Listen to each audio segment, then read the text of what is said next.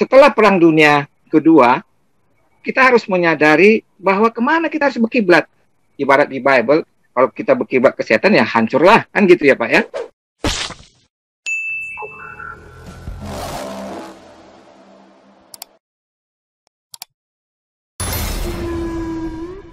Ya Pak ya.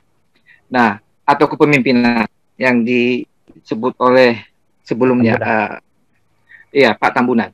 Nah, kekurangan atau kekurangan lah saya katakan pemimpin kita atau pemerintahan sekarang, administrasi sekarang adalah kemana mereka kita ini berkiblat. Nah, ternyata kita berkiblat ke timur. Apapun negaranya yang saya maksud timur itu adalah Cina, dan juga berkiblat ke utara. Perlu kita ketahui bahwa Alkitab membagi dunia ini dengan 4, sesuai dengan mata angin. Timur dipimpin oleh China, Barat dipimpin oleh Amerika sekarang ini, Utara dipimpin oleh Rusia, dan Selatan dipimpin oleh Mesir. Dan Alkitab mengatakan selatan sudah ditaklukkan, yaitu Mesir. Nah, setelah Perang Dunia Kedua, kita harus menyadari bahwa kemana kita harus berkiblat. Sehebat apapun leadership kita, sistem tata negara kita, kalau kita salah berkiblat, ibarat di Bible, kalau kita berkiblat ke setan ya hancurlah, kan gitu ya Pak ya. Nah, jadi kemana kita berkiblat? Kenapa kita harus jelas kemana kita harus berkiblat? Karena itulah yang melindungi dunia ini sekarang ini, gitu ya. Oh, kita bisa bilang, loh, Cina bisa hebat karena mereka sudah maju. Tapi jangan lupa, Cina dan Rusia punya hak veto di PBB. Indonesia punya enggak. Makanya kita semakin harus tegas lagi, harus jelas kemana kita berkiblat. Pada era Soekarno berusaha berada di dua kaki, tetapi ya sesuai dengan Alkitab juga, Tuhan itu nggak mau dua kaki kita berada di dua kaki Pak ya. Nah, sehingga jatuhlah beliau. Nah, sekarang ini kalaupun ada partai independen, tapi kalau salah kita berkiblat, nggak ada gunanya Pak. Nah, jadi kita pun membela capek-capek Pak Lut. Nggak ada gunanya juga, Pak. Karena kita salah berkiblat. Nah, bagaimana solusinya? Kan gitu, ya Pak ya.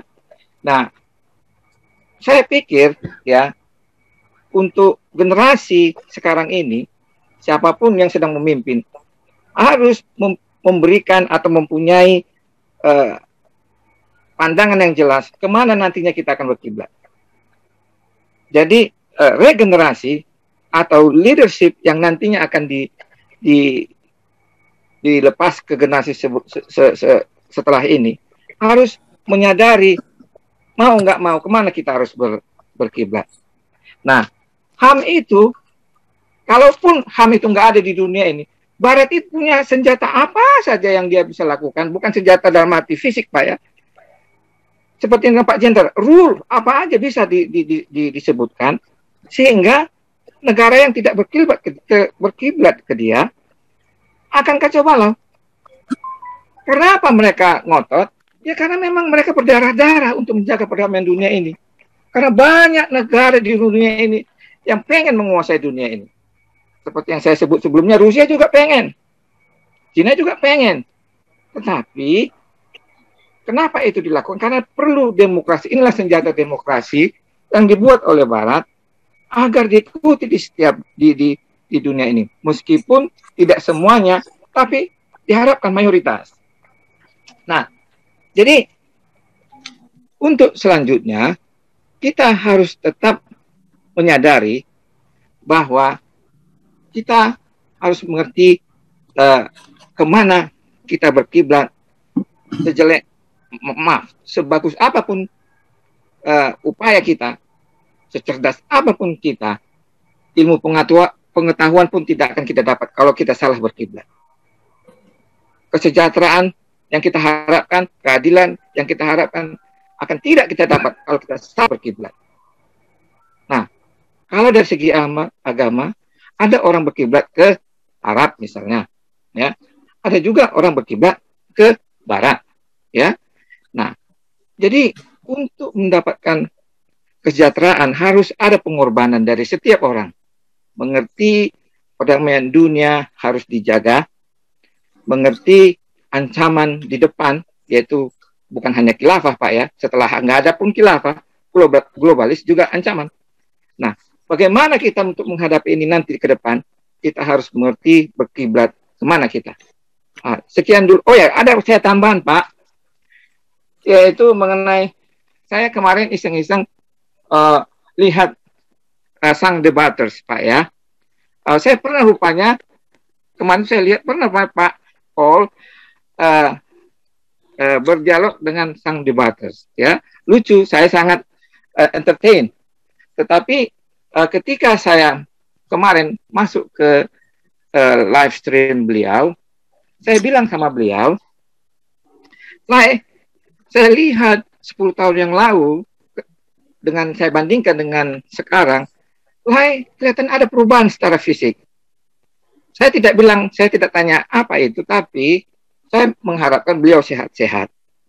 Nah, ternyata ya beliau mengucapkan terima kasih dan saya tawarkan juga kalau membutuhkan apa sesuatu yang tidak ada di Indonesia, saya rela untuk mengirim yang perlukan asalkan dia sehat. Karena saya tahu ketika saya lihat dia punya channel, memang beliau berani, beliau juga cerdas, meskipun dengan Pak Paul ya terjadi dialog atau ya katakanlah dialog yang 50-50 lah, saya bilang ya, masing-masing punya kelebihan dan masing-masing punya kekurangan.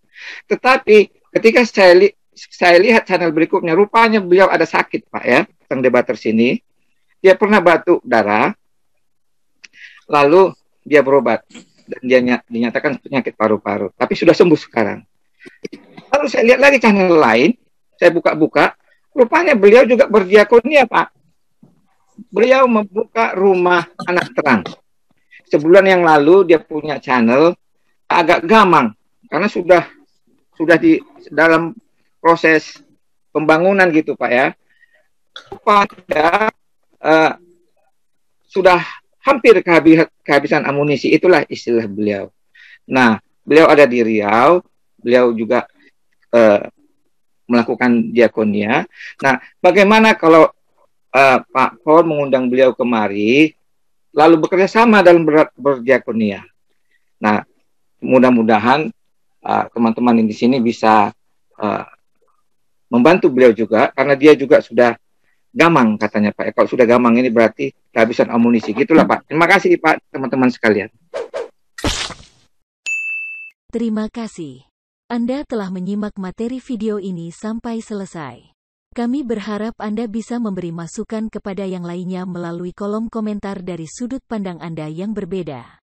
Komentar Anda akan memberikan edukasi atau bahan pertimbangan bagi generasi dalam memahami narasi atau sumber berita yang belum tentu sesuai dengan fakta. Tapi sebaiknya bagi Anda yang belum subscribe, silahkan subscribe terlebih dahulu supaya komentar Anda tidak terbaca spam. Dan bagikan link video ini ke media sosial lainnya supaya teman Anda bisa berbagi pengalaman bersama kita. Terima kasih. Dan enjoy saja bersama Sodron Channel.